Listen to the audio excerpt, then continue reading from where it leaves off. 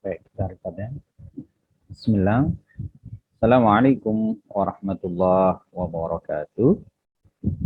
Waalaikumsalam warahmatullahi wabarakatuh. Alhamdulillah ya, patut kita bersyukur, memuji Allah Subhanahu wa taala. Ya, kita yakini bersama bahwa qul wallahu ahad. Katakan bahwa Allah itu ahad. Ya, alladzi lam yalid wa lam yulad. Allah as-samad lam yalid wa lam yulad. Jadi tempat bergantung semua makhluk di dunia ini um, ya Allah tak beranak dan tidak uh, memiliki ayah dan ibu, dan tidak ada apapun di dunia ini yang mampu menggulinya. Maka teman sekalian, saat lalu kita memiliki satu bentuk pengharapan di dunia ini yang kita sangat terbatas di dalam posisi kita memang adalah hamba Allah, wa ma khalaqtul jinna wal insa illa liya'budun itu, ya, kita ini perilaku keseharian adalah diniatkan untuk ibadah. Termasuk kuliah kita pada kesempatan pagi ini adalah untuk di dalam kerangka menghambakan diri kepada Allah, mematuhi perintah Allah, bahwa thalabul ilmi fardhatun ala kulli muslimin wa muslimatin. Kita ini menuntut ilmu. Biasanya sesuatu yang diwajibkan itu mengandung hikmah yang besar untuk kebaikan kita. Nah, kalau yang sunnah biasanya kurang. Jadi kalau misalnya Mas Bilal kok diwajibkan untuk puasa, wajib, berarti ada sesuatu yang besar manfaatnya untuk kita manusia. Kalau kemudian kita misalnya juga diharuskan menjaga alam semesta ini, ya berarti ada kebaikan yang besar juga yang kembali kepada manusia atau makhluk Allah di dunia ini gitu. Maka zuharul fasad fil bar wal bah bima kasabat aydin nas. Kerusakan-kerusakan di muka bumi ini sesungguhnya adalah karena perilaku manusia dan juga akan kembali kepada manusia sendiri gitu. Banjir di mana-mana, erosi, ya, adanya tanah longsor, adanya ya termasuk apakah lalu kecelakaan lalu lintas dan sebagainya yang ugal-ugalan itu bima kasabat aydin nas, karena sabab dari perilaku kita. Nah, patut juga di dalam kesempatan ini kita menyampaikan sholawat kepada Rasulullah SAW, karena sesungguhnya kita hadir menjalani ini semua ada karena Rasulullah telah diutus untuk mengajarkan kepada kita melalui kitab suci Al-Quran, ya, dan tentu suhuf itu kalau di dalam surah Sabbihisma rabbikal a'la alladzi khalaqa wa sawwa alladzi qaddara pada sampai akhir ayat itu fi suhufi Ibrahim wa Musa, ada kitab-kitab suci. Nah, dulu itu ada di PAI awal ya, tentang kitab Allah, tentang Rasul Allah, tentang para malaikat Allah, termasuk qada dan qadar Allah Subhanahu wa taala. Kesempatan ini kita akan membahas tentang kelanjutan ya. Kalau kemarin kita bahas tentang zakat, maka positioning hukumnya adalah wajib. Struktur hukumnya dia di dalam posisi harus dijalankan. Tapi ada amalan lain yang kemudian domainnya hampir sama, dimensinya hampir sama, giving other people, memberi pada yang lain, tapi hukumnya sunnah gitu. Nah, itu yang akan kita bahas gitu ya. Nah, sebelum melangkah lebih jauh, teman-teman tadi sudah absen ya, tapi saya random di sini menyapa ya beberapa saja perwakilan ya. Ada Mas Rafli Bayu Aji ya, Assalamualaikum. Ada Mbak Regia Naomi ya. Ada Mas Syefa Al-Fajri, perwakilan di kolom yang pertama ya. Di sini kelihatan, terima kasih. Ada Mbak Putri Aristawati yang sudah on kamera, dan juga Mas Bilal ya. Tadi beberapa juga yang lainnya ada di sini, Anas Yusuf. Wah ya, ada Rizky Dwi ya. Thank you for your attention on camera ya. Ada Mas Rafli ya, Rizky. Kita ada di meeting yang hampir akhir ya, meeting-meeting ke-12-an ya. Mungkin 2 kali meeting lagi kan selesai pertemuan kita. Itu ya Mas Bilal ya. Ya, nggak terasa kan bulan Juni udah selesai kuliah sama UASnya nanti Juli Agustus teman-teman bisa liburan tuh. Ya, liburan kemana ya kalau saran saya karena ini semester berapa Mas Bilal? 4, 3. Semester 2, Pak. Ini baru 2. semester 2. Ini 2 ya. Oke, semester 2 ya pakailah untuk kegiatan kemahasiswaan dan lain sebagainya. Kalau ada rezeki tambahan ya dipakai untuk ke Pare lah sana di Kediri begitu. Kursus bahasa Inggris ya untuk nyiapin ya, karena kompetisi ke depan global competitions itu akan sangat membutuhkan banyak tools, alat ya, termasuk alat media yang selalu dibutuhkan adalah languages, bahasa gitu. Nah, nanti di Juli Agustus itu lumayan tuh 2 bulan. Nah, karena ini kan pandemi sudah usai nih ya, bisa dimanfaatkan untuk yang lain dan insya Allah September nanti kita akan masuk di perkuliahan secara offline secara penuh insya Allah. Baik, saya sharekan ya tentang materi kita. Jadi teman-teman sekalian, ada beberapa amalan sunnah yang berdimensi secara sosial yang kemudian di dalam konsep Islam hukum syariah itu seringkali disebut dengan filantropi Islam, yang masuk di antaranya adalah ada wakaf, ada hibah, ada infak, ada sedekah, ada hadiah, gitu ya. Kita akan bahas satu-satu tuh dalam waktu yang singkat. Biasanya saya memberikan pelatihan itu agak lama di bagian-bagian yang wakaf ya. Wakaf sendiri biasanya 2 hari, belum yang lainnya. Tapi tidak apa-apa ya. Kita singkat di dalam ruang ini, padatkan ya, hanya hitungan jam ya. Oke, di teman-teman dipersiapkan lebih detail nih, lebih concern ya. Oke, good. Nah, sedekah itu kalau kita lihat dari maknanya itu dari kata sodaqah ya, sodalqaf tahsunu sahibuha an makarih dunya wal akhirah. Itu sedekah sodnya, kira-kira ada yang kemudian membuat pengembangan istilah di situ, menjaga dari orang yang kemudian memang bersedekah gemar berbagi tadi itu an makarih dunya, dari hal-hal yang kurang baik di dunia. Itu sedekah, bawanya ngejagain orang yang bersedekah. Jadi Mas Bilal pagi ini sedekah, misalnya gitu ya, 10.000, nah, jatuh tuh dari motor misalnya. Sebenarnya kalau tak sedekah Allah bisa saja bablasin motornya itu lebih parah, tapi karena bersedekah Allah kasih tasunu sahibuha an makari dunya wal akhirah, lebih terjaga gitu, ya. Jadi hanya jatuh, lecet-lecetnya dikit gitu. Nah, itu patut disyukuri teman-teman sekalian. Jadi kalau Mbak Putri kok wah kecelakaan saya ini, wah saya gara-gara sial macam-macam, enggak. Lihat jika lalu tak melakukan kebaikan sebelumnya, bisa jadi Allah ngasih situasi yang lebih berat, kira-kira begitu ya. Jadi kalau kita berpikirnya positif, magnet di dalam jiwa kita sendiri itu, feeling kita juga akan menjadi lebih positif, gitu ya. Nah, itu yang mereproduksi kita, yang mereproduksi. Lalu sodal kaf tadi itu bermakna sesuatu yang benar, yang jujur, sodaqah. Ya, itu sesuatu yang baik dan benar. Lalu bisa diartikan juga mengeluarkan harta di jalan Allah sebagai bukti kejujuran, kebenaran, keimanan seorang.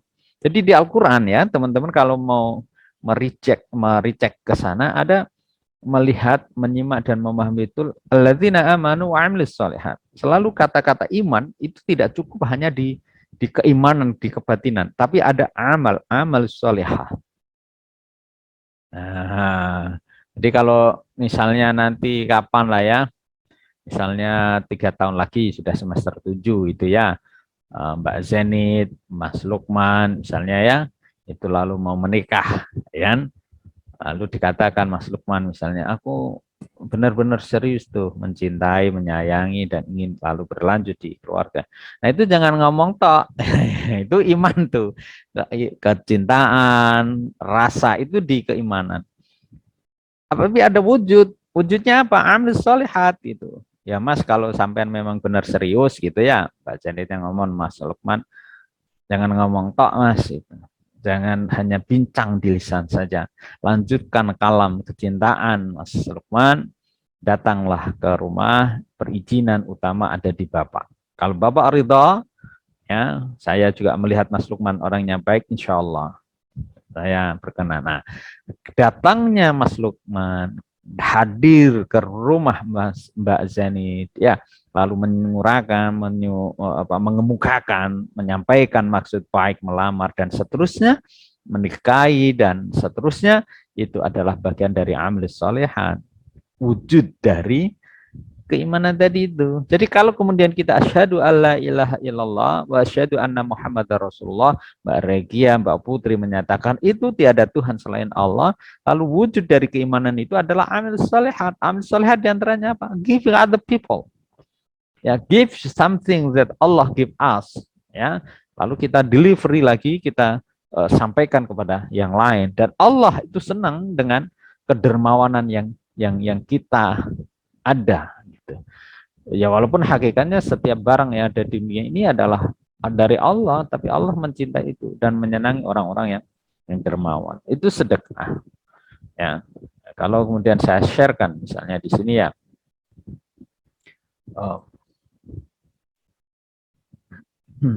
ya tanda. Oke, ya. Bentar. Belum kelihatan ya. Jadi an makarid dunia wal akhirah. Itu sedekah. Kalau kemudian kita bisa menjalankan itu, diantaranya sedekah itu lebih cepat ya. Rasulullah menyatakan bahwa sedekah itu lebih cepat dari bahlak yang akan datang. Luar biasa kan? Oh bisa, iya. Jadi contoh yang paling mudah ya, misalnya saya klik lagi di sini. Ada ada Mbak Rizky ya, sama Khalis itu niat berangkat tuh ke kampus. Ya, mau ada ketemuan dengan Mas David, dengan Mas Taruna, dengan Mas Fahmi gitu. Allah takdirkan sesungguhnya di dalam perjalanan menuju kampus tadi itu ada nanti nabrak tukang roti ya, yang ditabrak rotinya kan jadi empuk. Ya, tapi karena pagi itu ba'da subuh lalu Mbak Khalis ya, Rizky tadi sudah berbagi ya, sudah membantu orang tua, bahkan kemudian dari sayur yang dimasak lalu dibagikan ke beberapa tetangga yang punya anak-anak yatim yang kemudian telah ditinggalkan ayahnya. Allah ya itu memberikan fadilah keberkahan dari sedekah itu lebih cepat dari balaknya. Jadi ketika sudah ditakdirkan nanti dia Putri sama Rizky itu akan kecelakaan nanti di sana nabrak tukang roti. Nah, ketika berbagi itu lebih cepat menolaknya dari azab atau kemudian musibah yang akan ditimpakan. Ya. Maka tak perlu heran ada satu kisah di para anbiya itu dulu dibisikin sama malaikat. Wahai Nabi, engkau lihat temanten itu, ya, laki-lakinya itu nanti malam, habis malam pertama, pagi hari sebelum matahari terbit, aku sudah ditugaskan untuk mengambil nyawa. Itu bisikan dari malaikat yang dibisikkan kepada Nabi. Kalau tidak salah, salah satunya adalah Nabi Ibrahim alaihissalam. Lalu yang mengherankan, dan itu menjadi kisah yang luar biasa, dilihat pemuda itu. Setelah menikah, itu berganti hari, berganti bulan, tidak mati. Itu takdir kematian. Ya, bukan main-main. Lalu bahkan berganti tahun, pemuda itu berkeluarga, punya anak sampai tua. Nah, tanyalah Nabi ila malaikat.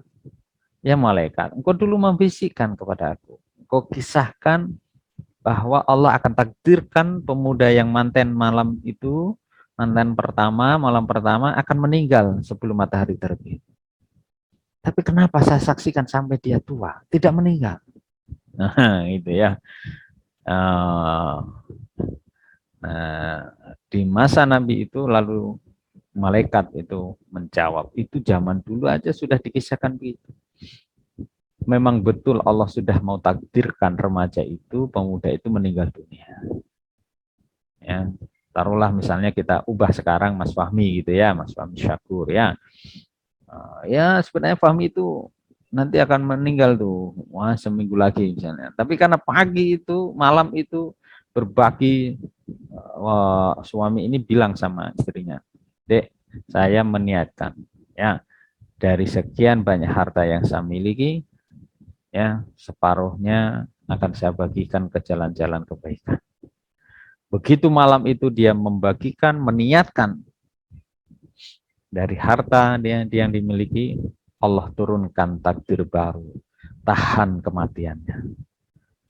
Dan itu berlanjut sampai dia punya anak hingga dia senja ditutup usia. Ya. Jadi ini memang di sedekah ini luar biasa. Ya. Oke, kita lihat nih. Sudah kelihatan belum? Belum ya? Ini di sini nih. Oke, saya besarkan ya. Mengeluarkan harta memang tidak wajib. Ya, non material bisa, menolong orang lain dengan wajah itu bi'amwalikum wa anfusakum, dengan harta, dengan diri kita, bahkan termasuk adalah melakukan kebaikan terhadap pasangan hidup. Itu adalah juga sedekah. Ya, tadi saya katakan misalnya Mbak Regia sudah membantu orang tua, ya, membantu tetangga, atau bahkan kemudian berkeliling sambil berkata, berujar yang baik, sehingga pun termasuk adalah senyum. Nah, itu juga kebaikan. Sehingga Rasulullah meneguhkan kepada kita bahwa tabassumuka fi wajhi akhika itu sedekah. Senyummu di hadapan para saudaramu adalah sedekah. Ya, jadi it's so easy, tidak sangat sulit. Ini sedekah. Lalu kita lihat nih infak. Kalau infak, ya itu dari nafako, nun fa qaf. Kalau tadi sodako, sekarang nun fa qaf, artinya mempunyai satu makna bahwa berbagi pada yang lain. Nah, di sini yang membedakan infak ini, harta untuk kepentingan yang diperintahkan oleh Allah, biasanya adalah infak itu limaslahatil am, untuk kepentingan umum dan berupa materi. Saya mau infak apa Mas? Tenaga saya. Itu biasanya lebih kepada sedekah tenaga. Tapi kalau infak itu limaslahatil am, biasanya untuk madrasah ya hartanya. Kalau sedekah itu umum, bisa untuk fakir miskin, anak-anak yatim, janda-janda tua dan muda ya. Itu semua adalah sedekah. Dari infak itu lebih kepada, maka kotaknya menjadi kotak infak kalau di masjid, karena limaslahatil masjid lil am lil mujtamil am, gitu ya. Ini dari gambaran sedekah. Ma huwal farqu baina infaq was sedekah, kira-kira di sana yang membedakan antara infak dan sedekah. Ya. Nah, kita tuntaskan dulu. Lalu apakah sedekah yang berupa material itu bisa dikembangkan? Sangat bisa. Saya ambilkan ya dari teman-teman sinergi ini, ataupun di Darul Quran juga ada ya. Di teman-teman apalagi las itu sekarang banyak mengembangkan sedekah produktif.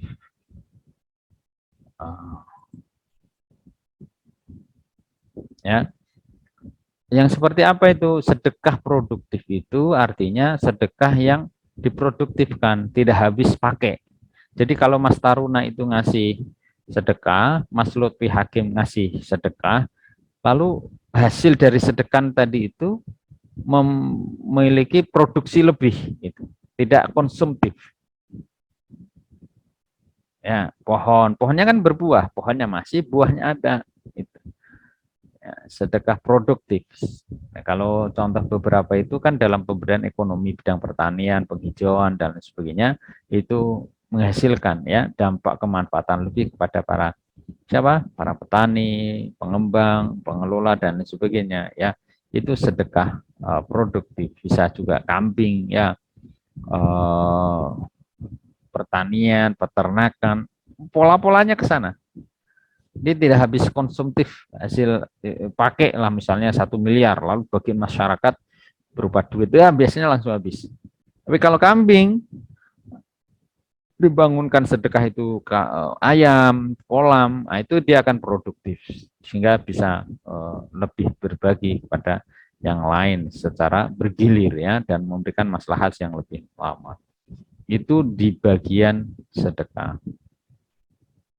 Lalu apakah juga kemudian sedekah ini tadi bisa dipakaikan untuk orang tua? Bisa. Nah, ini teman-teman kadang ada yang bertanya, itu apa nyampe itu sedekah kita atas namakan orang tua. Contoh yang paling mudah ya, besok kan sebentar lagi bulan-bulan depan kita mau berkorban tuh ya, Mas Taruna, Mbak Putri ya. Nah, mau korban apa ini rencananya Mas Taruna? 100 ayam ya. Ya walaupun 100 tapi kalau ayam tetap tidak boleh. Nah itu makanya kalau kita kan harus inilah kreatif di dalam ajaran ya, tidak bisa juga hal-hal yang mahdhah itu nggak perlu diubah ya. Kalau kemudian berkorban ya kambing, sapi ya, ya sudah itu yang kita ikutin onta gitu ya. Nggak usah nambah-nambah korban ayam. Lalu dikembangkan lagi Mas Lufi korban bebek jumlahnya dibanyak. Ada itu yang juragan apa tuh? Korban ikan, ikan apa koi kan harganya puluhan juta ada kan, arwana itu ya dikorbankan. Enggak, itu tetap tidak boleh. Hal-hal yang seperti itu kita tinggal menjalankan saja sesuai dengan syariah kurban. Misalnya kambing tadi. Kambing itu ya, misalnya Mas Taruna sama Mas Lutfi sudah sering berkorban. Boleh tidak kita atas namakan korban tadi untuk orang tua kita? Boleh kan? Boleh. Rasulullah demikian, kalau berkorban itu tidak atas nama Rasulullah sendiri, satu keluarga. Ya. Nah, demikian kalau orang tua kita sejak dulu pingin sekali ibu mah pingin ya korban kayak ya hanya tetangga-tetangga lah. Tapi sampai kemudian ibu itu meninggal dunia, tidak memiliki kecukupan untuk berkorban. Maka ketika beliau sudah meninggal, kita bisa mengirimkan doa mengatasnamakan hewan kurban itu untuk orang tua kita. Bagaimana bahwa di dalam hadis Rasulullah yang masyhur, idza matal insan atau idza mata ibnu adam in qata amal illa min salasa. Nah, kita paling tidak masuk di kriteria yang satu itu. Waladun sholih, anak-anak yang sholih. Indikator anak yang sholih itu sebagaimana disampaikan juga oleh Pak Quraish Shihab di dalam beberapa tafsir Al-Qur'an adalah yang senantiasa mendoakan orang tuanya, yang senantiasa berbuat baik dan kebaikan itu juga bisa diatasnamakan orang tuanya. Contoh yang paling mudah, misalnya ini Mas Rizky ya, misalnya sama Mbak Vina gitu. Itu sama-sama pasangan suami istri misalnya. Dek, kita ini kan sudah punya tanah 2 hektar. Gimana kalau yang 5.000 meter atau setengah hektar ini kita wakafkan atas nama ibu bapak kita gitu. Ya saya setuju Mas. Orang tua kita udah meninggal belum? Sudah. Wakaf bisa kita atas namakan kedua orang tua kita. Dan itu ngalir. Kebaikan yang ngalir kepada orang tua kita. Luar biasa kan?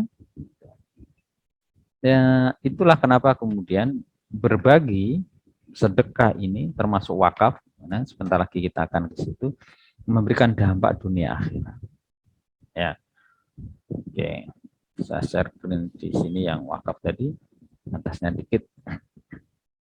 Termasuk nanti akan kita bahas tentang wakaf sawah produktif, hewan ternak produktif, ya, itu semua di dalam kerangka mengambil kemanfaatan yang lebih dari wakaf, ya. Nah, kita lihat ya di definisi wakaf. Oke, sampai di sini sebelum saya mungkin ada yang mau ditanyakan atau sharing sebentar. Belum ya? Oke.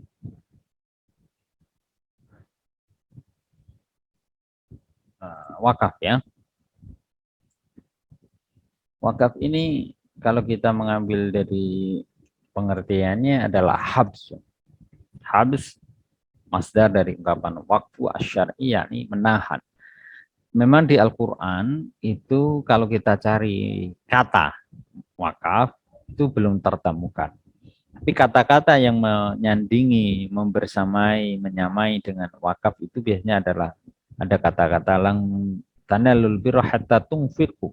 Ada kata-kata tunfiq, ada kata-kata infak, ya. Ada kata-kata sedekah, karena wakaf itu term wakaf itu ada di hadis Rasulullah. Nah, nanti kita lihat.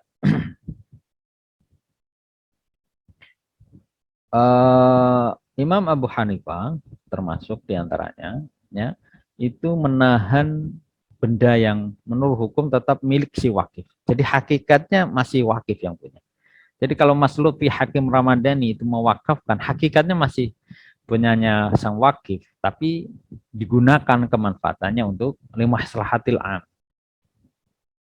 Kepemilikan wakaf itu tidak lepas dari si wakif, maka ada keharusan sesungguhnya untuk tidak menjual wakaf itu. Patokannya la yuba, tidak boleh dijual, la yuros, tidak boleh diwaris, wala yuhabu, dan juga tidak boleh dihibahkan. Ada tambahan baru itu kalau sekarang. Apa itu? Wala yakunu agunan fi bank. Jadi wakaf itu ya Mas Rizky, enggak boleh sampai punya sertifikat wakaf dijadikan agunan bank, enggak boleh itu. Nah, ini sedikit tambahan ya. Maka teman-teman di Muhammadiyah itu biasanya tanah-tanah wakaf atau aset-aset wakaf itu tidak sepenuhnya disertifikatkan ke wakaf.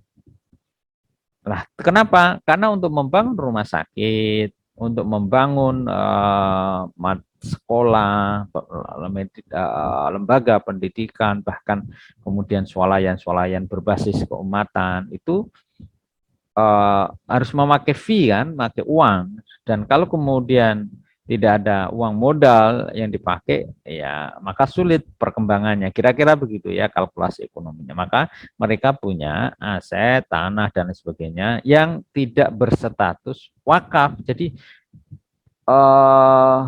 apa namanya, amanah titipan dari masyarakat yang diberikan kepada misalnya lembaga Nazir Muhammadiyah, teman-teman Muhammadiyah ataupun juga NU itu tidak sepenuhnya mesti harus diakadkan wakaf, karena NU Muhammadiyah itu boleh memiliki aset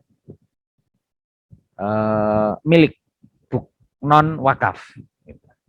Jadi misalnya ada Pak Haji Thohir mau memberikan hibah 1 hektar gitu ya tanah, maka itu tidak mesti harus berstatus wakaf, tapi bisa di dalam rupa dihibahkan, dihadiahkan untuk NU Muhammadiyah. Lalu dari NU Muhammadiyah itu memiliki otoritas yang diberikan oleh pemerintah untuk menerima dan memiliki harta milik dalam pengertian menjadi aset yang tidak harus diwakafkan dengan status wakaf tadi, sehingga tanah tadi 1 hektar dari Pak Haji Thohir bisa dijadikan agunan untuk pinjaman bank, lalu dari hasil pinjaman bank syariah tadi bisa untuk membangun klinik, madrasah, swalayan dan lain sebagainya. Kira-kira gitu ya.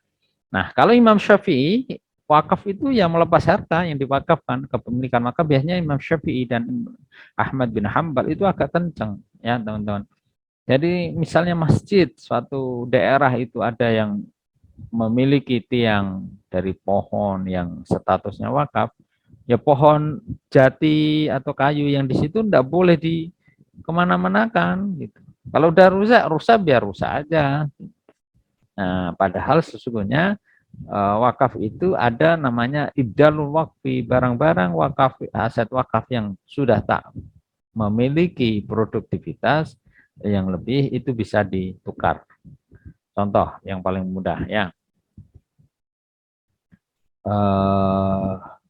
Mbak Regia asli mana?